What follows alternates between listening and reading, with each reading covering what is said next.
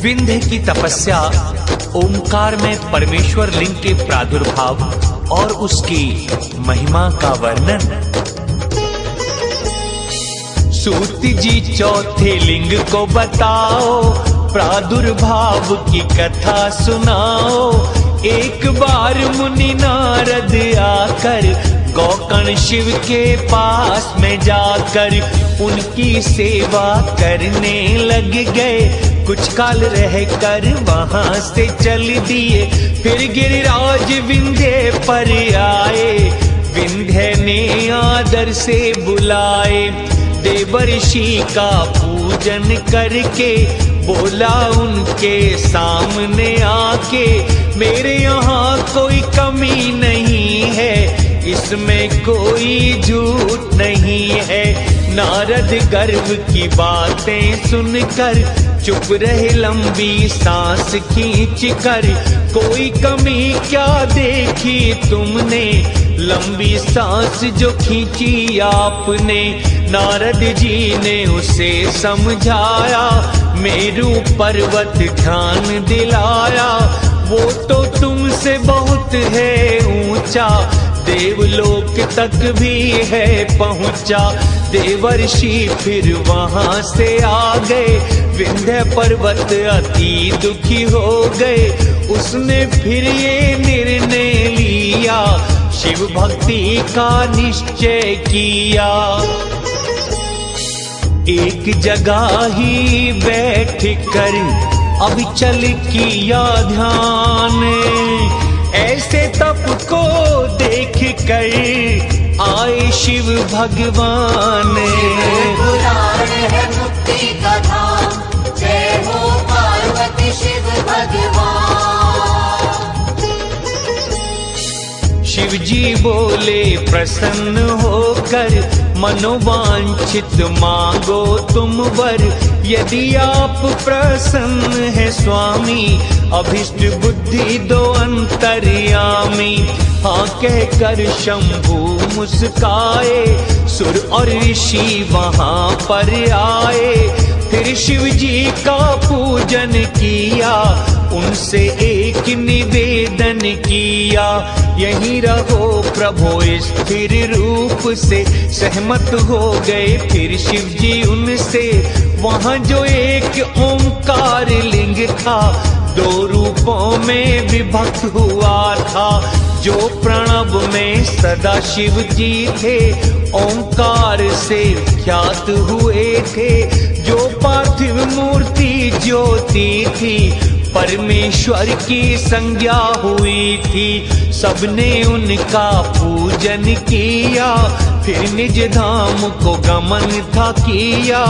विंध्याचल ने भी सुख पाया, अपना मानसिक ताप मिटाया। जो शंभु का पूजन करता, माँ के गर्भ में फिर नहीं रहता। केदारेश्वर तथा भीमशंकर नामक ज्योतिर्लिंगों के आविर्भाव की कथा तथा उनके महात्म्य का वर्णन। श्री हरि के दो अवतार हैं, नर नारायण उनके नाम हैं। पार्थिव लिंग पूजा करते थे, शिव उस लिंग में नित्य आते थे। एक दिन बोले श्री शिव शंकर, मैं प्रसन्न हूँ मांगो कोई वर। हमको प्रभु ये वर है चाहिए, इस लिंग में स्थित हो जाइए।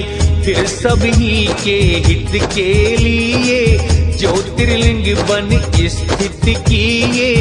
केदारेश्वर वे कहलाए, भक्तों के दुख दर्द मिटाए। जो भी इनका पूजन करता, सपने में भी दुख नहीं मिलता। केदारेश्वर शिव स्वरूप का और नर नारायण के रूप का जो कोई दर्शन पाता है, मोक्ष का भागी हो जाता है। केदारेश्वर जो भी जाते, मार्ग में किसी कारण मर जाते। वे भी धन्य हो जाते हैं और मोक्ष को पा जाते हैं। अब मैं भीम शंकर समझाऊं, उनका आविर्भाव बताऊं।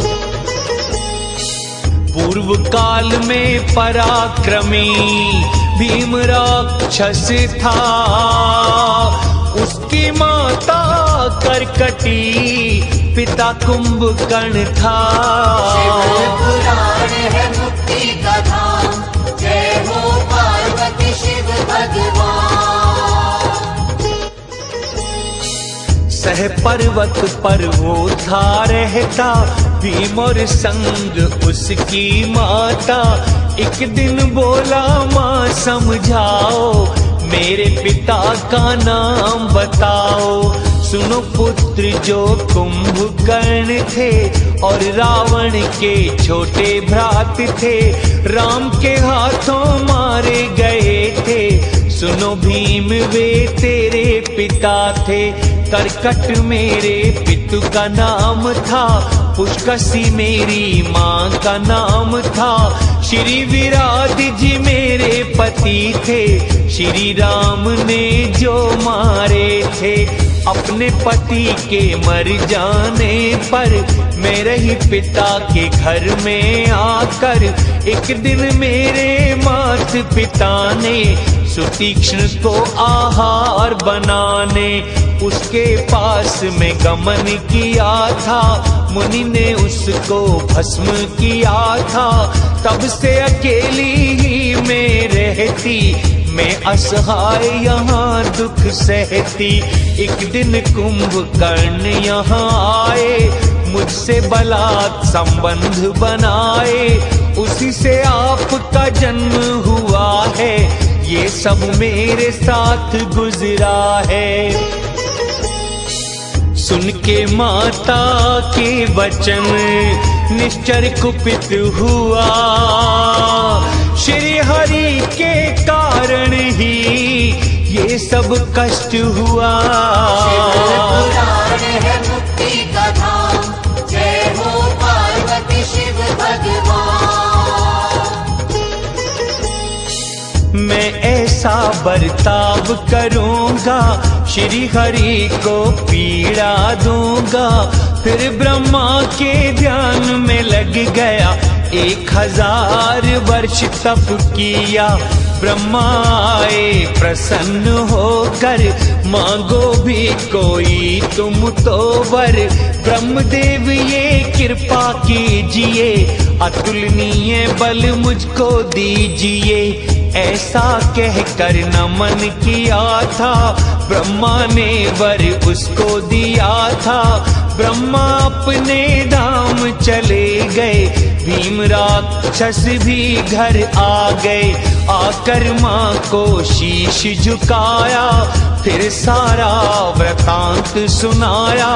सब देवों को अब मारूंगा, विष्णु को भी संहारूंगा। फिर देवों पर आक्रमण किया, सबको जीत कर बाहर भगा दिया। श्री हरि को भी हरा दिया था, भूख को जीतना शुरू किया था। राजा सुदक्षिण शिव के भक्त थे, कामरूप के वे राजा थे। पहले उन पर आक्रमण किया, भीम असुर ने उन्हें हरा दिया। उस राजा को कैद कर लिया, तन्हाई में उसे डाल दिया। राजा ने पार्थिव लिंग बनाया, शिव पूजन में ध्यान लगाया। गंगा की भी स्तुति वे राजा करते, पंचाक्षरी मंत्र को वो प्रेम से थे जपते। पुराण है मुक्ति का धाम, जय हो पार्वती शिव भगवान। भीम असुर अभिमान में खो गया, सबको सताने में वो लग गया। सबसे कहता मेरी सुन लो, अपना सब कुछ मुझको दे दो। ऋषि देवता पीड़ित हो गए, महाकोशी के तट पे पहुंच गए। सब शिव का आराधन करते और शिव जी की स्तुति करते। राजा रानी भी यहीं पे रहते, हर पल शिव के प्रेम में रहते। फिर शिव जी प्रसन्न हो गए, वे देवों के सम्मुख आ गए। शिव बोले तब प्रसन्न होकर, मांगो अब तुम कोई भी वर। बोले देव कहें अब क्या स्वामी, सब कुछ जानते हो अंतर्यामी। इतनी कृपा प्रभु कीजिए, भीम असुर को मार दीजिए। शिव बोले कि काम तो करना, राजा सुदक्षिण से ये कहना। शिव के नाम को रटते रहना, इसका नाश अब हुआ समझना। फिर राजा के पास में शिव गए, गुप्त रूप से वहीं पे छिप गए। राजा ने जब बैठ कर शिव का ध्यान किया, तभी गुप्तचर ने ये सब असुर से कह दिया। शिव पुराण है मुक्ति का धाम, जय हो पार्वती शिव भगवान। ऐसी सूचना राक्षस पाकर आया नग्न तलवार को लेकर। पूजा सामग्री को देखकर, अपने नाश का प्रयास समझकर, दानव एकदम क्रोध में भर गया। फिर राजा से पूछने लग गया, राजा तू ये सब क्या करता? मैं तो शिव आराधन करता। इतना सुनकर बोलने लग गया, शिव की बुराई करने लग गया। फिर लिंग पर तलवार चलाई, लिंग को तो छू भी नहीं पाई।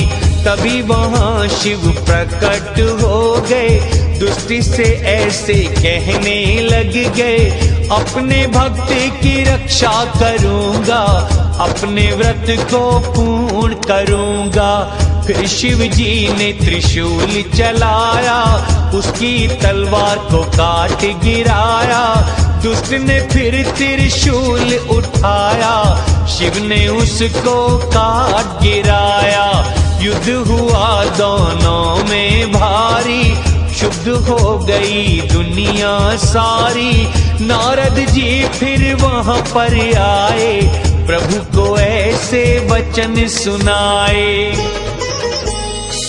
प्रभु तिनके को काटने कुलाड़ा चलाते हो, क्षमा करो प्रभु क्षमा करो, क्यों न मिटाते हो।